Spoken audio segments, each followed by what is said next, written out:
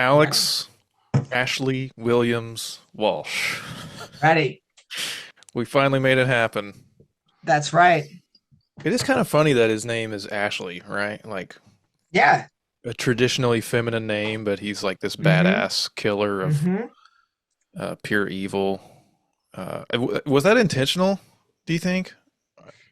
I think so because I think so. I could be completely wrong. I think Ashley is one of those names where at one point in time it's an old name. So at one point in time Yeah. it wasn't necessarily seen as just feminine. Yeah. Yeah, Ooh. that's true. I've been refreshing myself today specifically on Ash vs. Evil Dead, the Good. show. Good. Yeah, Just because because I've you never watched it, right? no, I've never seen any of it. Okay.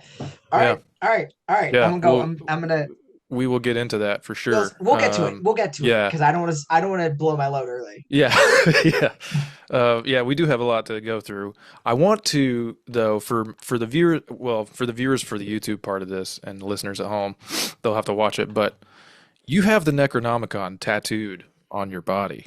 I certainly do. Do we need to see it? Do you want to show it off for the Well, folks at first home? off, ugh, There it is on the inside of the bicep. can we see it? That's the Book of the Dead. There you go. That's the sweet spot right there. Yeah. Necronomicon there. So Ugh. when did you get that? Three 3 years ago, 4 years ago now. So right before we met, basically. Yeah, yeah. I was in LA. There's Okay, a right tattoo before you artist that I moved. really like. He did the tattoo artist. He did a bunch of the stuff on my arm, but he also did Jason Okay, yeah, across here. yeah. But he's done a bunch. He's done a bunch. But yeah, Necronomicon right there. It was just I had an idea one morning. I was going to the guy and I was telling him I wanted to do patchwork stuff, just like a bunch of stuff on my arm. Hmm. And that morning he was like, "Yeah, just bring in some ideas. I'll sketch them out. We'll go."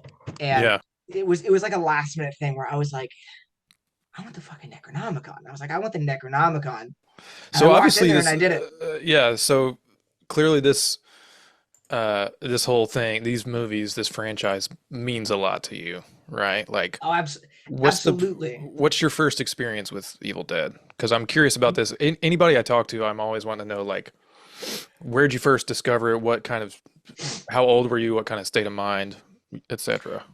Do you remember Hollywood Video by any chance? Yes, absolutely. So I grew up in Utah, rural Utah, right? Hmm. And every weekend we used to go to the video store and rent movies. My mom, very conservative, very religious. Me, not so much. Hmm. Um, Hollywood Video, we would go there every weekend and we would choose a movie or two, right? And I would always, I mean, I was little, so I would always sneak away and find myself in the horror movie aisle specifically. Hmm. Always. I was at 8, 9, and Hmm. I would always find myself in the horror movie aisle. Always.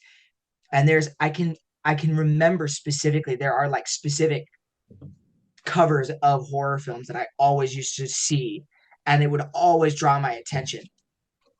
Like, do you remember Jack Frost? Yeah. Oh yeah. Yeah, like the snowman on the front of it. That's one of Yeah. them. Yeah. Dead Freaky. House. I don't know if you I know don't Dead know that one. House. No. It's the movie's not great, but the cover art is great where it's the front of a door and a hand ringing a doorbell, but it's like a dismembered zombie Oh, hand cool. in the air ringing a doorbell, Yeah. and then Evil Dead, Uh-huh. the woman being strangled by the Yeah. hand out of the ground. Yeah. So that was my introduction to Evil Dead. Just seeing it for the first time. The first one I ever watched was Army of Darkness. But Really? yeah, I had Okay. no Interesting. context going into that Yeah. because Hmm. basically every it was like Fox Channel 5 or whatever it is, every weekend, every Saturday, Friday, whatever. They would always have a movie on Hmm. edited for TV, Hmm. right? Yeah. And Army of Darkness is the one that they would put because it was edited for TV, because Army of Darkness is the easiest one for them to get on TV. Right. In the Yeah. original, we'll go into it when we actually get to that part, but Yeah. they had originally wanted it to be PG-13. Hmm. So that's the easiest one for them. So I saw that on TV a bunch of times over the years Mm. before I really got the chance to see again. Very grew up in a very conservative Oh yeah. household, Yeah, so same. I didn't have the opportunity to watch a lot of that stuff until later. Hmm. So yeah, first one I ever watched, Army of Darkness. First one I ever saw with my eyeballs, cover of the original Evil Dead, and I didn't know what it was. Yeah. There's always that one Yeah. where little Alex would just like stare out. I've been thinking about this lately because I'm writing some things, some like essays about memory and about like uh, memories being formed by the movies that I've watched and vice versa and stuff. And there's these like formative things that I've kind of like buried in my mind from Yeah. childhood that I'm kind of discovering of like uh, like discovering Bruce Lee movies for the first time, and I think Oh, a lot about horror movies and so stuff good. too in that way too because my dad was very into horror and he ran a haunted house when I was a kid for several years. He's super into makeup and costumes and stuff, so all this like ephemera around horror was around for my entire childhood. And he introduced me to like the Universal monster movies very early on when I was really young. But Evil Dead, I don't think I saw till I was like in college. It was maybe like my first year of college. I don't even remember how I saw it, but the cover that sticks out to me is actually the one from Evil Dead 2, just that like skeleton's So face, yeah, which has nothing to do with the movie and is not even like in the movie or whatever, but it's just yeah. like this incredibly evocative image. I ended up seeing that one. I'd seen it once before, just kind of on my own. I guess I may have watched it on TV or rented it or something in college. But then I saw it at a drive-in like 5 or 6 years ago. Great Sick, experience, amazing, sick. like perfect way to watch that movie. And then I saw the first time I ever rewatched the first film was about 3 years ago, 2021. It was the 40th anniversary. They re-released it in some very small, like limited run theatrical run, and I saw it with my dad and a friend of his. And it started with this introduction from Bruce Campbell that he had taped for like he was like going around the country showing it at drive-ins for the 40th anniversary, and he would start the screening with like stories from the movie and stuff, and hearing the stories about how fucking hard this movie was to make is just like mind blowing. The stuff around this movie and around the making of it is as legendary as the movie Mhm. itself, I think. So that was my introduction, and then you turned me on to Army of Darkness. I had known about it, but I just never like followed up with it for whatever reason. And then that led to the Fede Alvarez reboot one, and I was like, wow, this is like what an odd franchise that has had these real stops and starts. It starts with this original kind of trilogy, and then there's like 20 years before another one gets made, and then there's another Do you want 10 me to, years. do you want me to give you a really hot take? Yeah, It is the best horror franchise of all time. I will fight. that I'll is fight that is anybody white on it. hot. I'll die That's a on that white hot hill, take. Yeah, and I can explain. I can explain now if you'd prefer, or when we get into it. yeah. Well, yeah. Talk about it as we get into it, because But like I'm telling you, there's I will. I'm there's telling you that right off the top. yeah that is an incredible take, and I can't wait to hear about it. There's so much with each of these movies, more than I kind of anticipated when I was thinking about doing this one. I obviously wanted to do this with you because we bonded over this. We bonded over horror movies in general, but especially this franchise. Basically, this starts off as Sam Raimi and Bruce Campbell, childhood friends, right? They decide they want to make this movie, and in order to get funding, they're going around to people they know, everyone they know, anyone with money. And this is in Detroit, right? Or somewhere in Michigan around that area. Yeah. Mhm. In like 78, 77, 78, I think, is when they really start. They make this proof of concept short film called Within the Woods, which I've never seen. I don't know if it's like, is it available? Have you ever seen it? I don't know. I don't know. Yeah. It's not something that I've ever. It's not something that I've ever been able to find. But at the same time, I've always just gone to Evil Dead The movie. Yeah. rather than the Yeah. original proof of concept. Do you know Yeah. what I mean? Yeah. I'm really interested in it. Like, I would love to see it. I thought it was going to be, I was kind of hoping it would be like a special feature on the Blu-ray that I tried to find, but as I'll mention like later in the conversation, the physical releases of these movies is like it's so weird. There's so many different versions. So it's not available that I know. Shit, it might be on YouTube. I don't really even know. But that really is like what gets them the seed money to make this movie, The Evil Dead. They get about $300,000. It ends up costing more than that because they have to go back and do reshoots and all this other stuff. They're shooting in 78 and 79, or 79, 80 maybe, I believe. Yeah, 79 and 80. Shot in Morristown, Tennessee, literally 45 minutes away from where I am right now. I was looking up this thing. I was just reading like IMDb trivia. Apparently, the location of this cabin is not widely known to people. No one actually knows where it's at.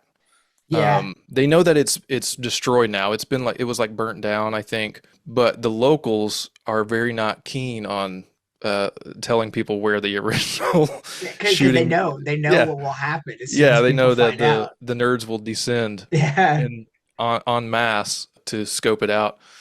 But when I learned that's where this movie was shot, I was like, holy shit, you can just go make a movie anywhere. Like, Hmm. and that's really the mentality that these guys had. They were just like, we're just gonna do it ourselves. We have a camera, we have some plywood, we have Yeah. like five or six young actors who have never worked before, and it's like freezing cold in Tennessee. This was like one of the coldest winters on record at that point. Ironically, they came down here as opposed to staying in Detroit because of the cold, and it turned out that winter in Detroit was actually one of the warmest that they've had. So they like really crisscrossed that, which is really funny to me. And the shoot was like brutal. Just all of this like amazing stuff. Because I remember seeing interviews with Bruce Campbell and stuff before where they I remember part of the reason they made the film was because they just really didn't want to work normal jobs. Yeah, Like he yeah. had said before that he was just like I think his dad owned like a furniture store, Hmm. and he was just like he was like it was the last thing on earth that I could want to do is just help my father run his furniture store. So he's like, yeah, let's make a movie because this is not it. Yeah, yeah. And I was Which like, I it's love that. Like yeah.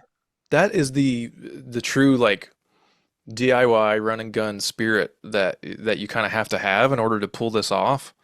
When I watch this movie, I'm like, I cannot believe the shit that they pulled off with this, with such a small budget, time constraints, dealing with the cold, dealing with this cabin that they shot in, they had to what they worked out with the owners was they had to like basically gut it more or less, put whatever they had Mhm. that they were going to use for the shoot in there, and then they had to completely restore it to its original condition before they left.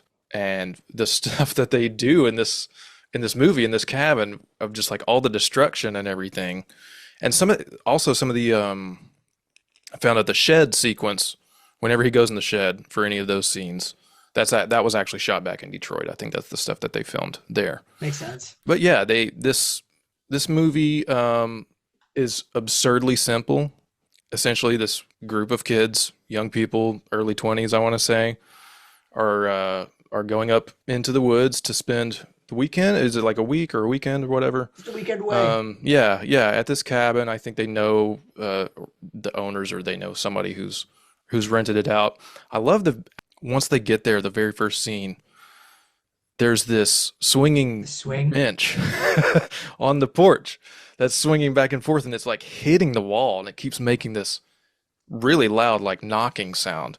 And as soon as the guy goes up and he starts like looking through the door, the bench stops, and you see it like stop in the shot, and it's just being held very still.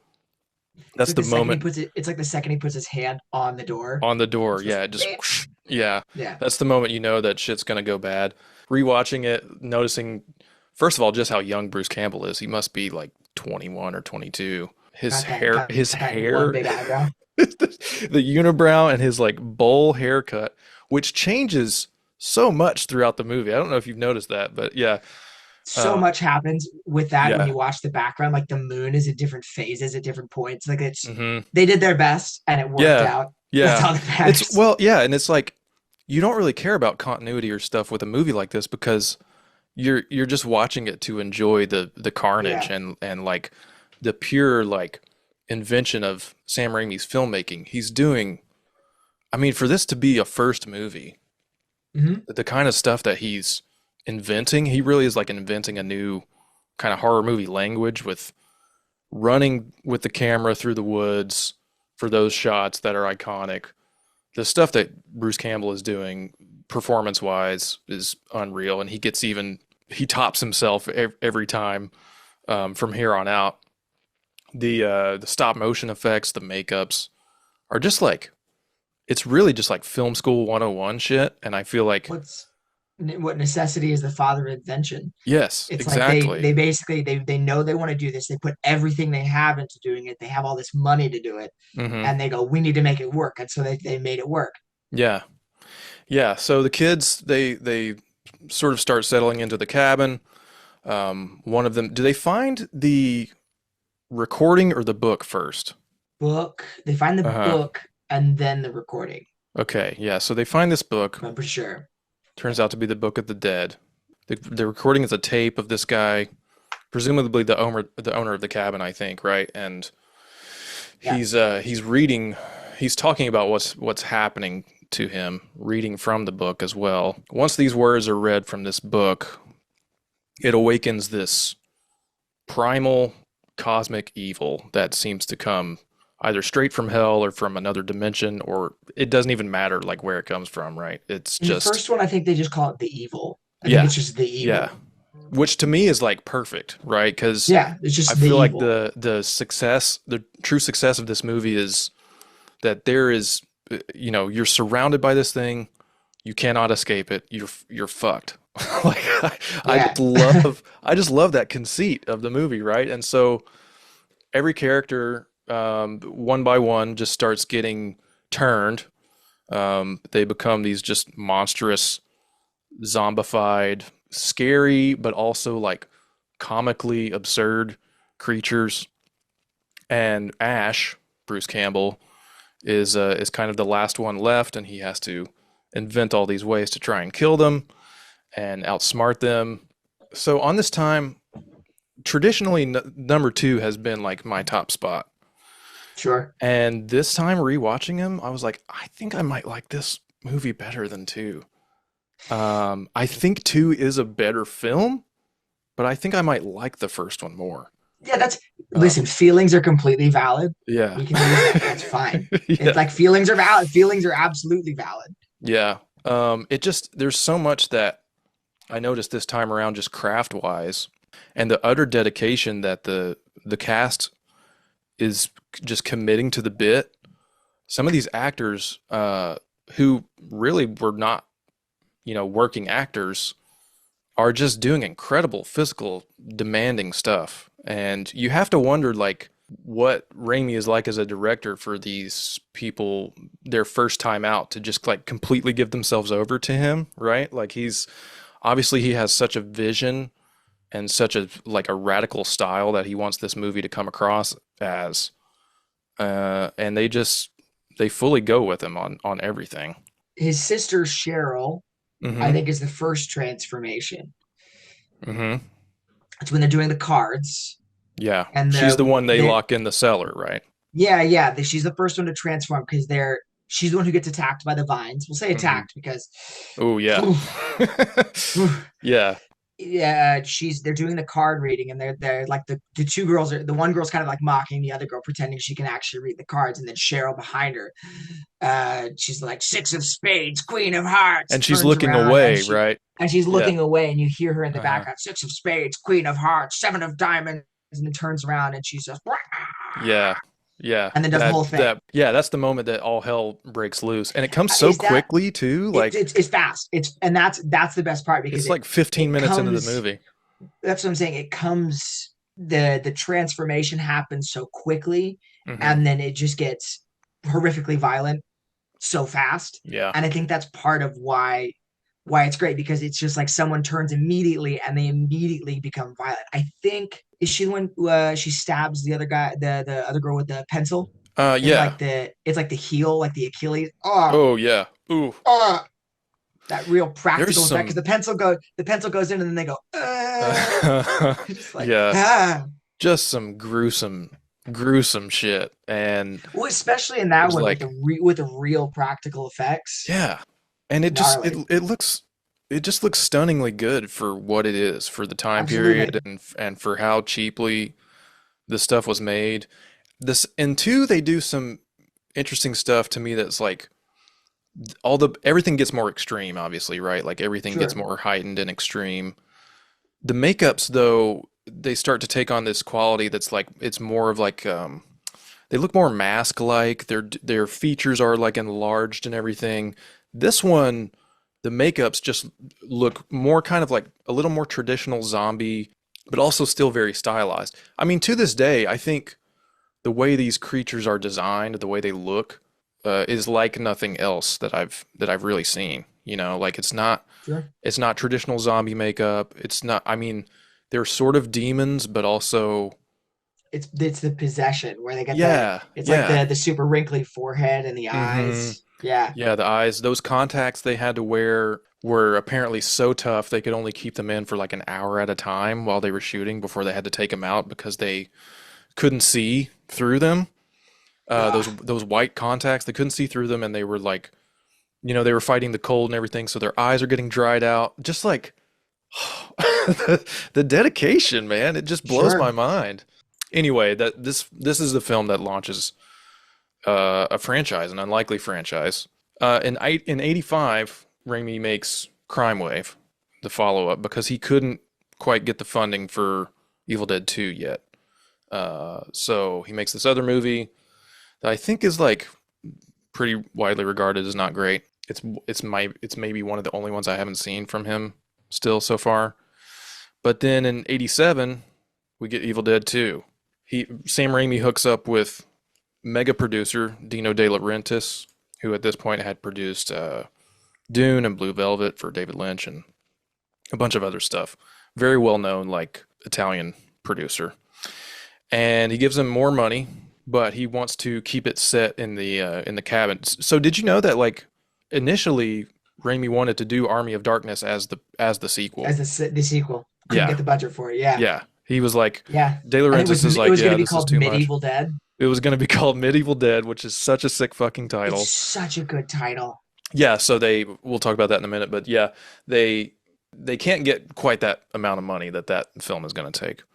So they have to do this really weird thing, which is like kind of set up how the first movie ended, but also make a new movie, and they're still set in the same location. This one was shot in a place called Wadesboro, North Carolina, which was near Wilmington, where Dino De Laurentiis' studio was. And Raimi did not want to work there because he didn't want the producer like breathing down his neck. So he was like, "We're going to Sure, move about an hour west of you, and make the movie there." But the cabin looks shockingly similar. I mean, the sure. production design they did to make it look so much like, and the shed and everything, it's almost note for note the same. So I've thought this before, but this time watching it, I was thinking like, I think this movie would be almost perfect if it didn't have the whole intro exposition of Do you like, know why that's there? I assume it was like studio notes, but yeah, So they didn't own the rights. They didn't own the rights to the original film. okay. Oh, So right, because he yeah, had just like, yeah, exactly. So they sold. didn't own the rights to the original film. So basically, the original film was popular, but it was like kind of cult like Hmm. in a cult like status. So they basically had to recap the first movie, but they had to streamline it. Yeah. So they made it a lot simpler, where it was just like Ash and his girlfriend instead of like all the people. They had to make it Hmm. much more simple. So it's not necessarily, it is a continuation Yeah. of the first film, Yeah. but it's basically, if you go, So it's I've done this before. If you go from the first film and it's mhm. like you cut it where like the evil's chasing Ash, Yeah, as soon and as the then camera you like catches up to him and gets in his face, exactly, and then if you if you go start to at the that second moment, film, yeah. yeah, if you started the second film and you skip like the first like 10 minutes, Hmm. they line up perfect. Yeah, It's exactly. basically just because they didn't. It was like it was studio notes. It was De Laurentiis basically Yeah. saying, "We Yeah. need you need to recap the original one." Yeah. I especially think because they if didn't own you, the rights to it, but they couldn't make it the mhm, same. That's why it right, had to be a little different yeah, because they didn't own the rights. it's almost like you could almost read it as like Ash's. He's so fucking traumatized that he's like misremembering what happened. Sure. That could be like an interesting interpretation of it. But yeah, I do think if you lose that, and you got to lose the whole like they explain the Necronomicon and where it comes from and stuff. I think if you lose that and then the little recap and start it right at that right where we left him, it's just like a perfect sequel. This time he's on his own. It starts in this brilliant way where he's by himself in the cabin after all this fucking madness has taken place and he's starting to lose it and his hand gets possessed. He starts this sequence that is just like unbelievable physical acting. It's, if you ask me, Mhm. in my opinion, amounts to very little. That is Bruce Campbell. Like that's Mhm. his springboard. You know Yes. what I mean? Like Yeah. he's already big, he's already doing his movies and everything like that. But that one, the second film specifically, Mhm. his ability with physical comedy, Yeah. especially the hand, it's so well done. Oh yeah. It's so He's well just done that he's that just doing basically like is what that basically springboarded him because everyone who sees it says the exact same thing. yeah. He's You know just what I he mean? goes full like Buster Keaton and is smashing those plates on his fucking head and strangling himself and like scratching his face. The very next sequence is when he goes in the shed and sees the chalk outline of the chainsaw, right? Yeah. Which is like the funniest gag. Pulls over this there's like a curtain or something maybe, or maybe he just looks up and there's a chalk outline of a chainsaw and he goes, chainsaw. And immediately fucking this headless corpse comes busting in the room Yeah. holding the chainsaw. Like, and it's also like dancing around kind of because it's Yeah. a puppet. Yeah. And just there is so much fucking physical comedy in that whole sequence. And I think the funniest like sight gag is sort of right after that. He manages to cut off the hand, and then he's trying to trap it, so he's setting a bunch of shit on it and places a copy of A Farewell to Arms Yeah. on top of it, so that it doesn't get away, which is just like the funniest sight gag. But then of course it slinks away anyway. Yeah, this I mean everything about this is heightened and they're definitely playing more into the comedy. I do think parts of it are still pretty terrifying, Mhm. but then kind of by the end where the giant sort of animatronic monster pops through Yeah. is starting to is starting to get into that realm of like pure schlock, you know what I mean? I do. Hmm. I think that was basically they had more money, so Sam Raimi was able to be like, let's go for it. We don't know Yeah. if we're gonna get another shot at this. Let's go for it. I also think it's a product of the 80s. Like Oh it's yeah. there's a lot of stuff that it was meant to be taken a lot more serious. If you and I got to watch it when it first came out in theaters, Hmm. we'd probably have slightly different opinions on some of this stuff in there, but seeing it now, you're just like, it's hilarious. Hmm.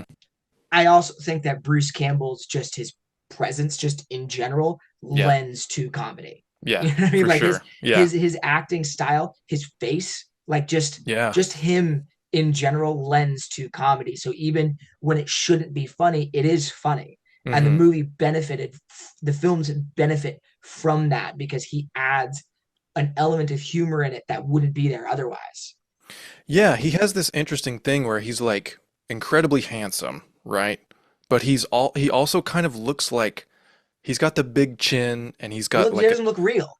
he looks like a kind of action figure Yeah. version of Someone a looks like he character was actor. drawn. Yeah, He looks like yeah, he was exactly. drawn. And then, once it really gets into the blood and the gore and he's like pulling these crazy fucking faces, he's got these Yeah. enormous eyebrows and stuff. It's like you've kind of stepped into a cartoon almost. But the craft of it still is like stunning. There's way more stop motion stuff in this one. Mhm. The whole sequence where that I can't remember which one it is that he kills, but they kind of like melt into the sort of puddle of bugs and shit. Mhm. That stuff is Is it the one incredible. in the basement? Is the one in the basement? Yeah, I think it might be. Yeah. The when she Someone's in my fruit cellar. yeah, yeah, Yeah. exactly. Uh, she I starts. smell a fresh soul. Yeah, Oh, so she's the good. one who starts kind of like flying around the cabin, right? Um. Different. No, no, no, no, different one. Oh, That's okay, that's a different one. because basically it's his wife. Because he talks about his Right. wife is possessed, right? In the Yeah. tapes. In this one, where they Yes. talk about the Yes. because this is different because it's a Kandarian demon. It's not the Mm-hmm. evil. This Right. is a different passage from the Necronomicon that has True. now summoned a specific demon, which is a Kandarian demon. Who was and she was buried in the fruit cellar, right? Yeah, they buried Okay. the wife in the fruit cellar. And so when Yeah. he gets locked down there, because that's the thing is they lock Ash down there because they think that he's killed somebody, murdered somebody. I don't remember exactly. Mm-hmm. But after he's been locked down, they start listening to the tapes. And then in the tapes, Ash is listening to them and he's hearing the tapes at the same time. And they're just like, and that's why I locked her down in the cellar. And he's like, Yeah. huh, That's the moment he realizes. Yeah. yeah. And then Yeah. she comes out. I guess we forgot to set up kind of the story of this one, but basically these people are coming to check out this cabin. It's like this rich like woman and her it's like her father's place, right?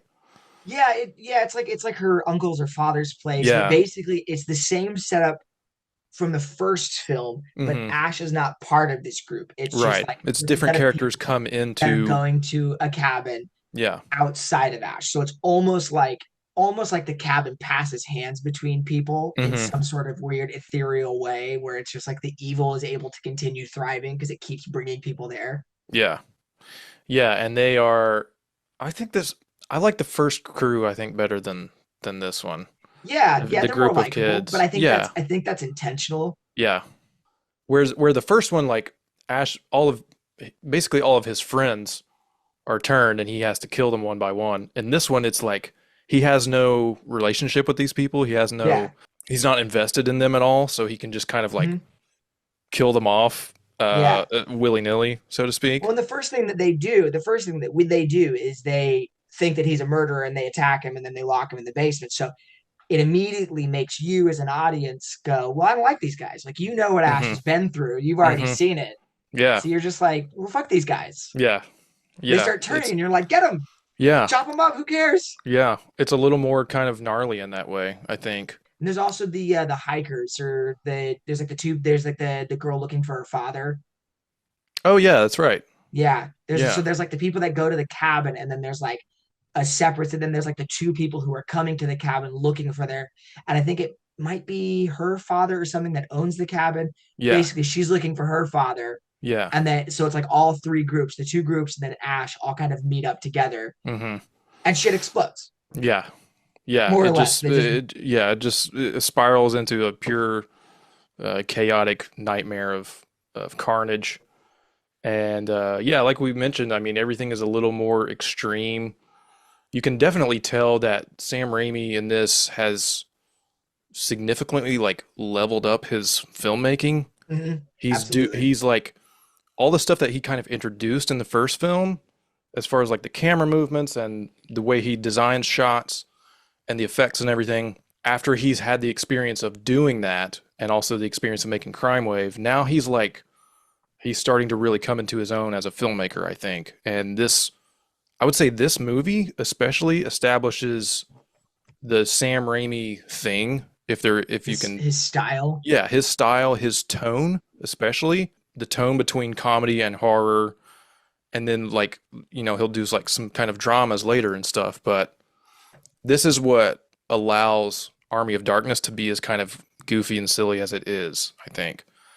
At the very end of this movie, so there's this great little short kind of passage where they're looking through the book and they see this sort of drawing of this character who's like in the past, in the Middle Ages, and he has a kind of chainsaw looking hand. And Ash is like, what's up with this? Who's this guy or whatever? And they explain that, what do they call him? Like a man who fell from the sky or something, man from the sky or something like that. Yeah, he's just like the chosen one. They just Yeah, like they keep referring to him as like the chosen one that's supposed to deliver them from the evil that's ravaging the right, land. right.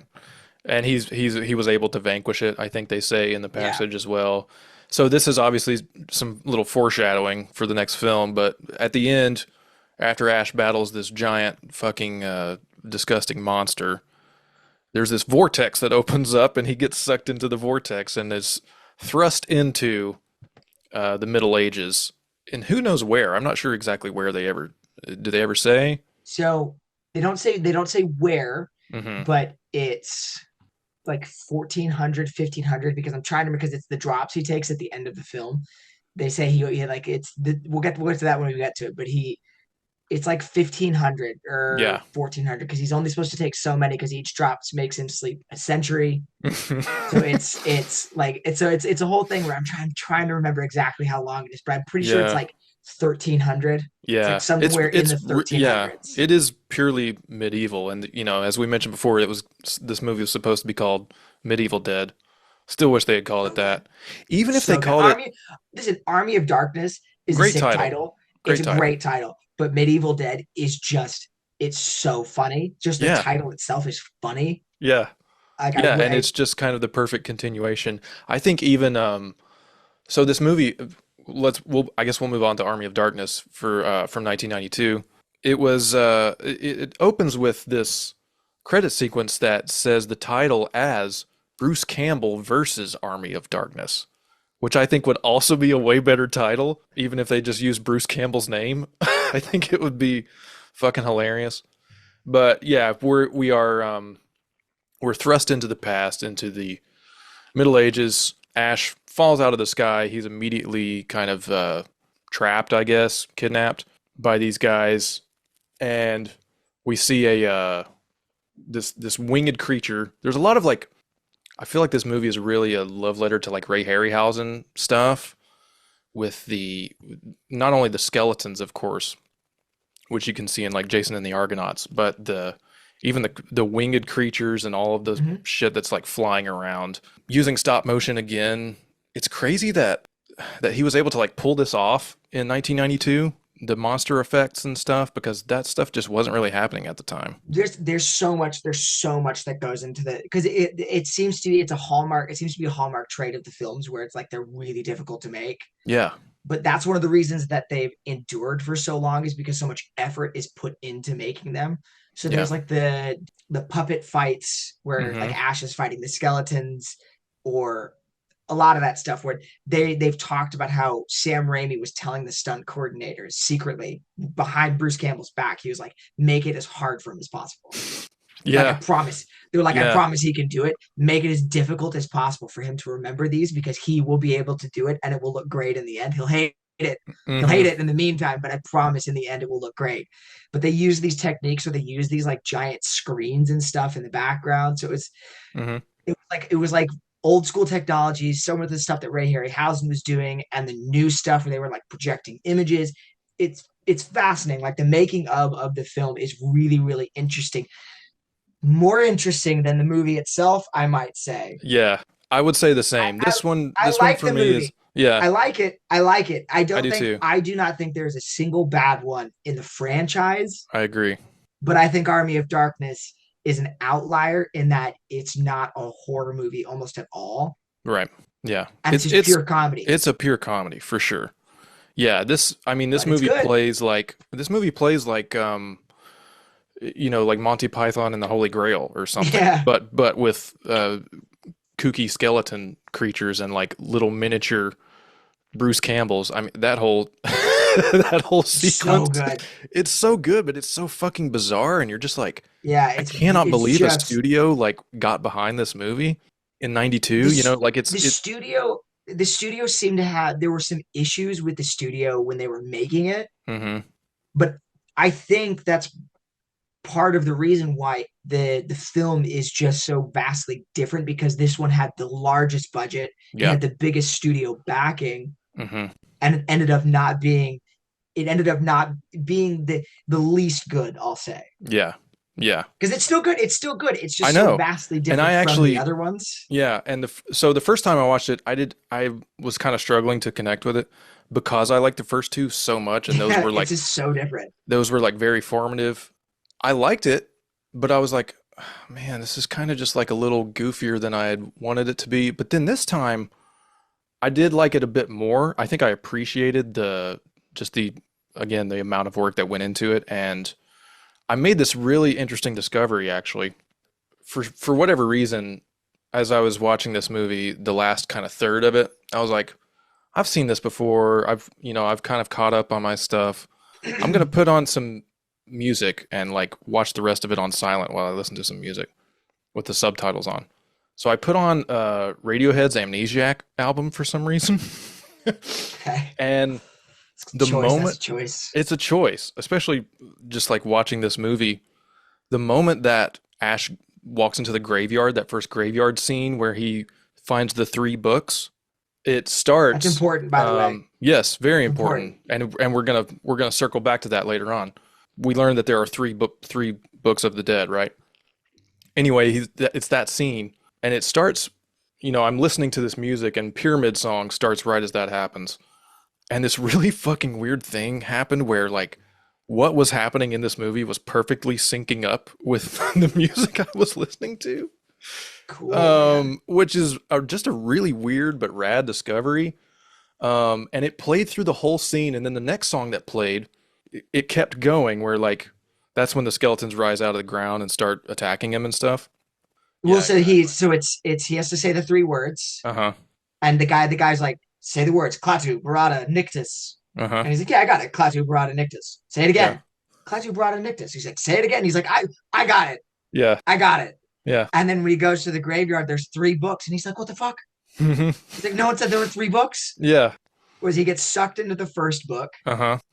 He gets sucked down into the first book with the long face. Oh, that's what it is. Yeah. It's, it's, it's the really long face. really funny gag. Second book, because then there's the two books left, and he goes for this book, and he's like, no, no, no. It's a Hmm. trick. I'm supposed to go for this book unless they want me to go for this book. Goes Yeah. back to this book, and then that book bites him, Yeah. and then it starts flying around like a bat. Yeah. Yeah. Klaatu, Barada.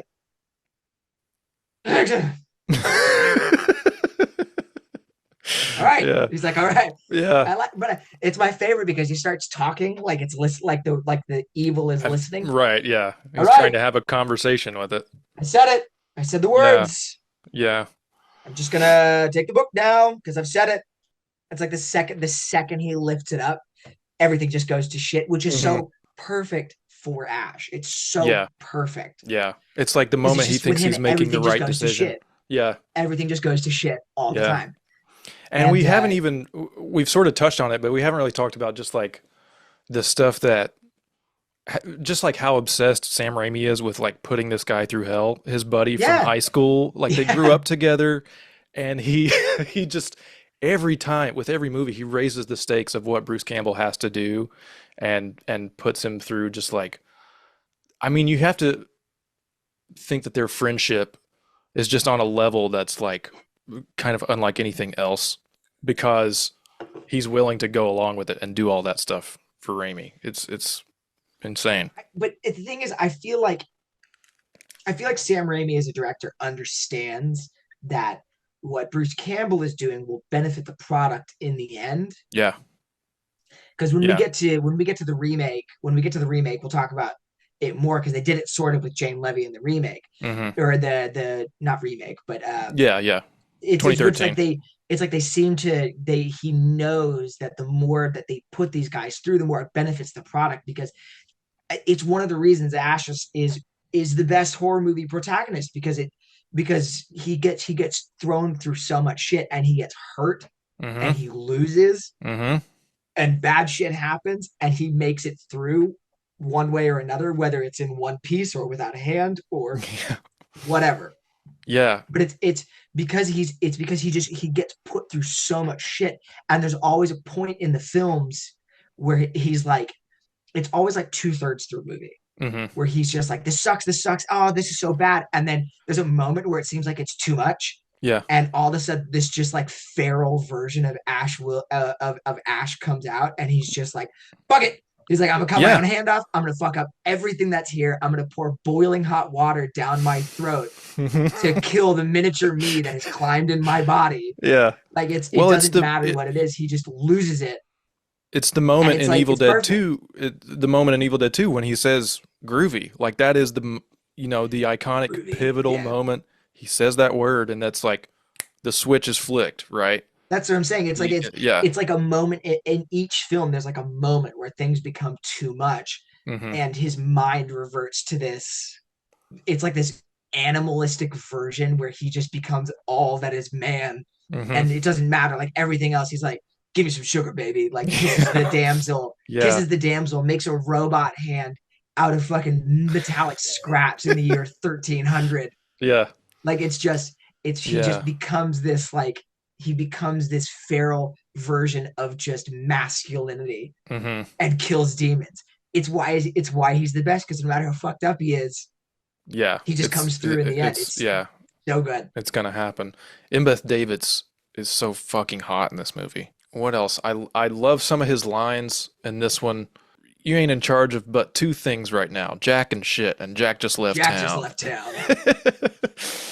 Just the kind of like I imagined, seeing them sitting there together, like writing the script, just trying to come up with incredibly funny and insane lines like that.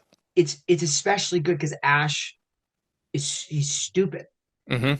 Like Yeah, that's he's one of the kind of a things is because dummy. he's a dummy, but he's a perfect everyman. Hmm. And that's the point, is he's just a guy who's been put into some shit. He works at a Yeah, supermarket. yeah, yeah, He works at he what's essentially a Walmart. yeah. S Mart. S Smart. Shop smart, Shop smart at shop S S Mart. Smart. Yeah. What he does he scares the crowd. He scares the crowd of medieval peasants. This Hmm. is my boomstick. Yeah. Proceeds to explain what it is, and then does the S Smart slogan. Yeah. He Yeah. does the S Smart. He does the S Smart slogan to people, Yeah. like they're gonna have any idea. It's great. Hmm. It's great because it's so perfectly within his character to just be an idiot, Hmm. but And still also, somehow make it through. yeah, and also the hero, like there's this honestly, there's almost like a correlation between him and like Jack Burton and Big Trouble in Little China. Sort of the Oh, 100 same kind of character percent. type, like just the bumbling idiot who's not even who's just kind of like the de facto hero by chance, Yeah. you know? Well, the difference is Big Trouble in Little China, incredible film. The joke is that Jack Burton doesn't do anything. Right, right. That's the It's joke, like is Jack Burton. it's almost not even his movie.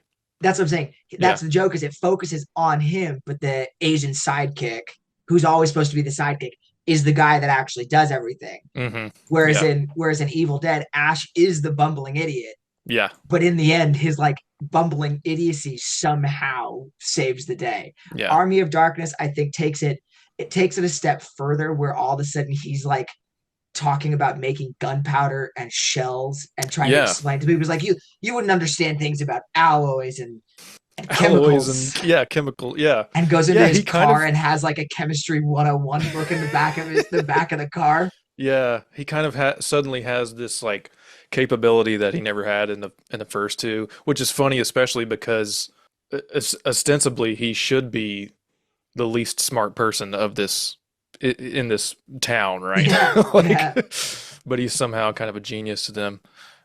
Yeah, fun movie. I think it's probably like you. I think it's my least favorite, maybe, but I yeah. liked it a Well, lot more this time. it's because it's almost like it's a completely different genre. Yeah. But if you watch Army of Darkness and then you watch Spider-Man 2, Hmm. it's very much the path that Sam Raimi takes from that point on, rather than just pure horror. Well, yeah, because he really like learns how to make a big budget movie on this Yeah, movie. Um, and yeah. and you can see that in the filmmaking. Like you can see like I feel like a lot of indie directors sort of get chewed up by the system, like if once they have that chance to like make a big budget project, it can very often like end terribly. And Raimi's one of those few guys who really took the ball and ran with it that way. And Well, he kind of became a studio guy after that. yeah, He yeah, kind of was like, exactly. it worked for him. Hmm. He's made some really great stuff. Hmm. He's also made Doctor Strange Multiverse of Madness. Yeah, You know what I yeah, mean? It's like yeah. he's a guy that studios call where they're like, we need something that's passable. Right. And he's like, yeah, whatever. I'll make a gazillion dollars just doing what you guys want. I get Hmm. it. Hmm. He's earned it. Let Yeah, him do whatever. yeah, totally. I can't wait to see what he does next. I Um, will say, before we move on to the 2013, one of the things about Army of Darkness, what I was saying earlier about it being something that I saw on TV a bunch of times, mhm, right? yeah. Because the original cut of the film was NC-17. Mm-hmm. which is crazy because when you watch it, even like the unrated cuts, it's far less gruesome. Yeah. There's Yeah. nothing in it. Mm-hmm. There were some like there was like some just it was like some additional pieces of violence, and then when Evil Ash, oh, by the way, Evil Ash, that whole sequence, incredible. Him Oh playing yeah. Evil Ash, Yeah. also incredible. Mm-hmm. But when Evil Ash kidnaps the woman and then he like implies that he rapes her, Mm-hmm. it implies that he like sexually assaults her, and then you see skeletons with some of the women, and the women are naked. Yeah. That's basically what pushed it to an NC-17 rating, which is really bizarre. Yeah. And then they cut that out. They cut that out in the theatrical release, and it just took it to an R rating. Mm-hmm. So like no matter really what they Which is did, still kind of crazy. Like you again, yeah, almost. when you watch it, Yeah. there's a single F word in the film, Yeah. and it's hilarious. It's after he gets the book and he Mm-hmm. comes back, and all the peasants are like the hero, and they're like congratulating him, and Mm-hmm. each person congratulates him, and the last guy that comes up to him, he just goes, "Get the fuck out of my way!" Yeah. Like it's the Yeah. last person that he talks to. Yeah. Fantastic. Mm-hmm. But for whatever reason, they stuck it with an R rating when I think the plan was to try and make it PG-13 to make it more Yeah. accessible since there was more money behind it. Yeah. Because it is the most kind of, it's the most sort of fantasy like. I think it's the most palatable for younger audience for sure. Yeah. Even though I think probably the younger audience at this point much preferred the first two films. 21 years later, we get Evil Dead from Fede Alvarez. First non Sam Raimi movie. It's much darker and tries to kind of like recapture the tone of the first movie, I think, while also sort of updating things to the modern day. This protagonist is a woman played by Jane Levy, and it sort of follows this addiction narrative. She's an addict, and she and her friends and her brother are trying to have a nice little getaway in this cabin so that they can hopefully sober her up, sort of intervention style.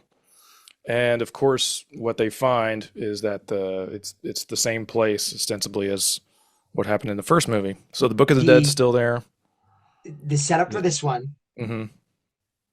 the reading of the Necronomicon in this film specifically Yeah. is by far, it's by far one of the most like one of the worst examples in this series of a character where you as an audience are going, "What the fuck are you doing, Yeah. bro?" Stop. Yeah. Yeah. It's a You book really that's are like. it's a book that is wrapped in barbed wire, Mm-hmm. covered in Does black this one have the garbage bags. teeth on the end as well? I don't think this one has the teeth, Okay, because but the next one it's does. yeah, Yeah. it's what I'm saying. It's wrapped in barbed wire, Yeah. wrapped in like a black bag, Mm-hmm. like black plastic bag. And as soon as they see it, they go, "It looks like it's bound in human flesh." And the guy goes, "Guess I should read it." Yeah. Well, let's Whoa, crack it like that's open. he's like, "I speak Latin, Yeah. I can read some of this." In all of the other ones, they're just listening to the tape and shit. But that Mm-hmm. one, when he starts reading it, Yeah. it's like, whoa, of all of them. I was like, Jesus Christ, dude, come on, Mm-hmm. read the signs. But that being said, that guy who reads it Yeah. gets it the worst probably of anybody in the franchise. I think so Anybody. too. Yeah, he has an extraordinarily brutal, gruesome death. Just Uh, anyway, please continue. They're at the yeah, yeah. cabin. They're with No, the yeah, yeah. family. So this gang of youngsters again are at this cabin, and I think the setup takes a little longer here. It's kind of there's no humor at all in this movie. It is completely devoid of humor. It's strictly meant to be a horror thriller. So the first time I watched this, I was like, "Ah, I don't know about this like metaphor of addiction for like possession kind of thing. There's this thing going on in this movie where I feel like it's almost drawing a little more from like The Exorcist or something as opposed to Evil Dead, especially when you think about once our lead main character, Jane Levy's character, Mia, becomes possessed by the evil. A lot of the things she's doing and a lot of the things she says are very reminiscent to me of like The Exorcist or like when she's talking about, she's like, your sister's getting raped in hell. You know, those kind of lines, right? It's I'll a suck your little cock, pretty more, I'll boy. suck your cock, pretty boy. It's a little more like she's kind of doing Linda Blair a little bit. But I think the real strength of this movie and what recommends it among the franchise is just the pure fucking energy. Like once everything gets cranked up, and the set pieces that Fede Alvarez designs in this movie are incredible. Technical kind of like craft of Mhm. how he's blocking and shooting these things is Mhm. really strong. I agree with you. The setup for the film is worse. I think it was an attempt to make you care about the characters more Yeah. as it goes into it, because there's like what, 6 or 7 people in the film. That's it. Yeah. It's a There's like small crew again. I think it's there's maybe like six six people. people. Yeah. I will disagree with you on one thing though, that it starts out where Jane Levy, Mia, she's not the protagonist. The brother is. The brother is Right. Ash Williams because he's coming there with his girlfriend, with his sister, just like the first film. Yeah. It's it's the same setup as the first film, but the focus is just on the sister this time. But the brother is supposed to be Ash Williams. The only problem is that the brother is a terrible actor. He's a bad actor, and his He's a character bad is actor. not likable at all. I don't think any of these people are likable in this movie. No, the I mean, first you the end up, first like 30 minutes of the film, yeah, you're watching it and it's just like it's slower. It's a lot slower getting into it. But more like as soon as one-on-one yeah, conversations and it's more stuff. one-on-one. It's like them trying to like build the chemistry of the characters and show kind of who they are Yeah. emotionally and how they relate to each other. And then Mia gets raped by a tree. hmm And that basically is the moment that the film really kicks off, because basically Yeah. from her getting attacked by the tree and the evil being introduced hmm on, I think this one, if the beginning third of the film was better Yeah. actors, better paced, whatever, I Yeah. think this one would rank up there with just as good as the first two. hmm But that first third of it really hmm hampers the rest of it. Yeah, I agree. Yeah, and there's some kind of weird choices made. I think the color grade is a little kind of strange in this movie, and the pacing gets a little. I find this with the rest of his movies too, where like they start off kind of in that manner of like a little slower, a little more focused on character to character, and then sort of the set pieces start happening in like the second act and stuff, and you really start to see like just how good of a craftsman Fede Alvarez is. But then like something starts to get lost in the pacing. There's a bit too many things going on at once. I found like every once in a while it's kind of hard to figure out, well, who's possessed right now and like who just killed that person, kind of like there's almost like a, I don't want to say like juggling too many characters because again, like you said, it's only like six characters, but there's that thing where it's not quite as economical as those first two movies. So that kind of holds it back a little bit for me, but the brutality and the pure like enjoyment of the carnage in this is This one top takes the, notch.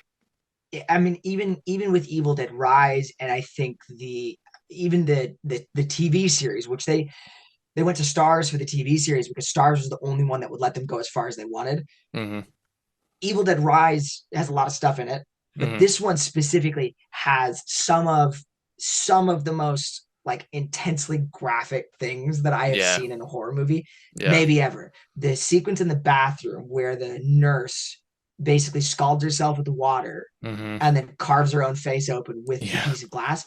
And then the guy is in there and she's like stabbing him with the syringe. Like that whole hmm sequence in the bathroom is so brutal. It's hmm so She brutal. knocks him over and he hits his, or he falls over the toilet and like breaks his back on the toilet, and then she He like stabs him. yeah, like he hurts his back on the toilet, he Yeah, whacks his head, she's stabbing him, and then she stabs him in the glasses with the yeah. syringe, and that shot is really good where you can see the syringe sticking through the glasses. And he has to And then he pull it cut out of his he like pulls of the his needle out cheek. of his cheek. Yeah. Yeah. And then he cuts her head off with the broken toilet seat. hmm It's, Great. I mean, and it's, I'm telling you, like that, Great stuff. And that's the guy it's who was reading from the book. he's the one who's reading the book and he's not even Yeah. dead yet. Like Right. that's Yeah. it starts there where he just bad shit just starts happening to him, hmm and you don't feel that bad for him. You feel that, well, that's the crazy thing, is you do feel a little bad for him because you're just like, this sucks. hmm But at the same time, he is entirely at fault, Yeah. entirely at fault for Yeah. everything that happens to everybody there. Yeah. It's this guy. He's like, I can read a little Latin. Let me read from this skin-bound book. Hmm. So, and then the finale of this movie is fucking awesome too. The raining blood, which like, Incredible. why didn't they put raining blood as from Because it Slayer doesn't. as the? They don't need that. It would be They so don't need awesome that. though. It's honestly the whole end sequence from the film. And this is what I was saying. Without that first third of the film, Hmm. I think this one would rank up there with the first two, just because that end sequence is so strong. Where it's Yeah. Mia again, it's the metaphor for her addiction, where it's like the true battle to conquer, to conquer it has to Yeah. be done within oneself. Yeah. So The she's kind of like figuring out slowly how to kind of like snap out of it and become sort of unpossessed. So and her performance in this is fucking unreal, man. Like I think she's absolutely stunning in this movie, the stuff that she does, but how she kind of like snaps in and out of it and is realizing that these other people who she's ostensibly been like haunting and torturing the entire time. Now they're getting turned and they're coming back after her. In that last sequence, she has to crawl under a car, and because there's one on the other side. Who's the last girl who's possessed? Was it the girlfriend. the girlfriend? Right. Because the Um, girlfriend, because the thing is, so the nurse basically, Mia attacks the nurse. yeah, I'm trying to remember. Someone throws up on someone's face, and I can't remember if that's the Mia throws girl. up on That's the the girl's girlfriend, I face, think. Right? or so the nurse does the nurse throw up on the girlfriend. I don't remember who Maybe. gets thrown Yeah. up Maybe on who. that's it. All I remember is the girlfriend is in the kitchen Uh-huh. by herself, and she starts thinking that her arm is like decaying. Hmm. When you look at the arm is not decaying, Yeah. but what she's seeing is that it's decaying. So she uses an electric turkey carver Yeah. and chops Chops her her own arm arm off. off. And Right. it's Yeah. brutal. It's Yeah. just Really nasty. brutal. Yeah. So she's the one who chases Mia outside, ends up tipping over this car. Mia's arm gets caught under the car. No, no, she's not the one who chases That's me not the one? outside. Oh, okay. No, so basically when they're reading the book, Hmm. there's a passage in it where they're talking about there has to be a certain number of things sacrificed in Oh, order right. to summon this specific demon. Hmm. And so there's just enough people in the house Right. Okay. where they would sacrifice everybody one by one. So the last person to survive, because they go in the basement Hmm. to get the Necronomicon back. And I think the girlfriend is in the basement. She's got like the nails in her head because they hit her with a nail gun. Yeah. They think she's dead. She's in the basement and she starts beating the guy who read the book with the crowbar. And she hits him in the hand and like splits his hand open Hmm. and then hits him in the face with the nails. And then he finally dies. So I'm just like, yeah, this dude got The it worst rough. one. The Yeah. worst. Yeah. And then everything's okay. Me and her brother get upstairs, and then there's a shot where it's like you see towards like the end of the hallway, Yeah. and the guy who just died is now possessed, and you see him walk out of the hallway and start like looking at them and just walking, and it's fucking scary. It's Hmm. awesome because he's got the Hmm. eyes Yeah. and he's walking forward, and the brother sees it happening. The brother's been hurt, so he's dying, Hmm. pushes me outside, Okay. and then says something like in a super scary voice, he's coming. Hmm. It's like he says something like that. The Hmm. brother blows the house up. So the house is on fire. Right. Yeah. The brother's the brother's death is basically the sacrifice. It's the final sacrifice because Mia was going to be the sacrifice, but because the brother figured out how to kill her and resurrect her, doesn't count. When the brother dies, that's basically the last soul. So then it summons the demon, which is basically like the copy of Mia. Yeah. Yeah. Okay. Yeah. So they're This is my outside. other this is my other like little gripe with this movie is that they start to introduce more lore and the lore gets a little convoluted and Sure. it starts to like one of the things that makes those especially the first movie so effective to me is that you just don't know what Simple. the fuck is going on. Like you Simple. don't You know. just there's the evil. It's It's yeah, just the the evil evil. is here. Like I said before, the evil is here and you're fucked. But all that being said, with the car tips over on Mia, her arm is stuck. She ends up pulling her arm Yeah. out with the hand under, which like oh, like how the fuck does Yeah. that even happen?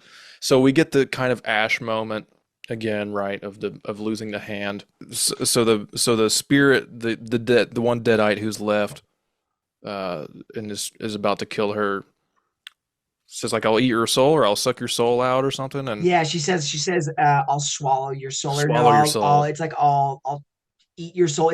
It's not I'll swallow your soul, because I'll swallow your soul is Evil Dead 2. I'll That's swallow your from soul, I'll two. swallow your Yeah, soul. yeah, But this one she um, says something like, I'll eat your soul.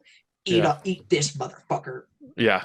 Eat this. Shoves the So chainsaw in good. her face. Great, great final shot. This is one of those that like I rewatch it. I'm like, yeah, there's a lot of good shit in this. Have You you ever know, watched the unrated version?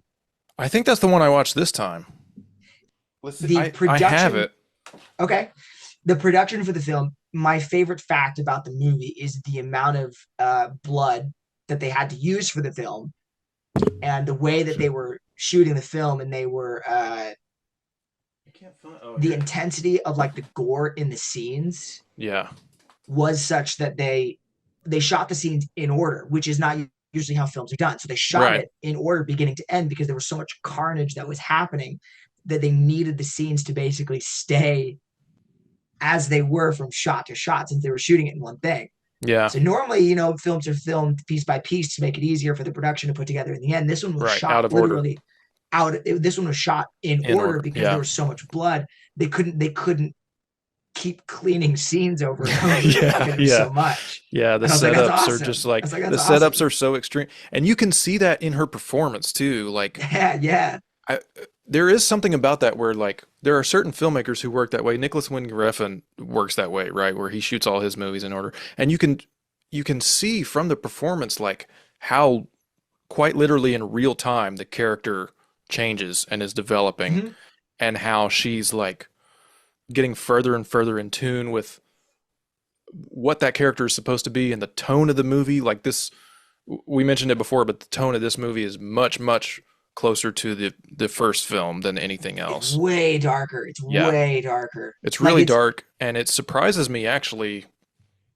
Kind of the next, well, after we talk about the show, but the next movie too really just keeps that going. Like there's not much of a return to the kind of horror comedy highs of like Evil Dead 2 or Army of I, Darkness. yeah, well, that's the thing though. I think part of, and I feel like they realize that when you're making it, that part of the humor in the other films is not even the films being funny. Yeah, It's Bruce Campbell. It's Bruce yeah, Campbell being funny just by yeah. his presence. Watch something like Burn Notice. The show is not bad. It was like a super fun turn off your brain TV series. He's great in it. Mm-hmm. He's not Ash, but when you're watching him, you're like, that's fucking Ash Williams, bro. Yeah, Like it's Ash. It's all the time. Bruce yeah, Campbell is Ash Williams, and Ash Williams is Bruce Campbell. It's just yeah. you can't separate the two, and he's funny. Like he's just Mm-hmm. present is very, very funny. Yeah, So I think we get to Evil Dead Rise, but the new one, I think one of the criticisms of Army of Darkness was because it had leaned so far into the comedy, so that they tried yeah, to basically course correct and go yeah. the Went all the exact other way. opposite. Yeah, yeah. They went the entire opposite way. But I know when they were making it, Fede Alvarez was talking about how they shot an NC-17 film, just the amount of gore and the amount of violence and the Mm-hmm. brutality. I don't quite agree with it in the terms of something like the modern version of Funny Games, Mm-hmm. where the main criticism I saw of the film is people were talking about how it was mean spirited. And I'm Right. like, you're right. It is, but Well, not it's there, not like mean spirited where it's just brutal for no reason. It's well, like also part of there's a point to it, right? Which is like in this one especially, there's this whole subplot of the addiction narrative, and exactly. and so there is a point to the mean spiritedness of like kind of like saying, look at what this thing can do to people and how it can tear people apart and rip your familiar relations apart, rip your friend relations apart, and completely like undo your life in a way, you know. Or as some might say, it could swallow your soul. It could swallow your fucking soul. Yeah, exactly. Well, Let's that's again the demon at the very end is hmm it's I'm pretty sure it's Jane Levy again. Like Jane Levy is also playing the demon at the end Yeah. because it's the same. The face, the Hmm. body is like this Marilyn Manson esque like amorphous, Yeah. not man, not woman, because there's no like genitalia, there's no nipples. Hmm. But the face is Jane Levy, and it's the same demon face as when she was possessed earlier. So it lends into the addiction narrative where it's like the only thing that can defeat the inner demon is you. Yeah. You know? Yeah, exactly.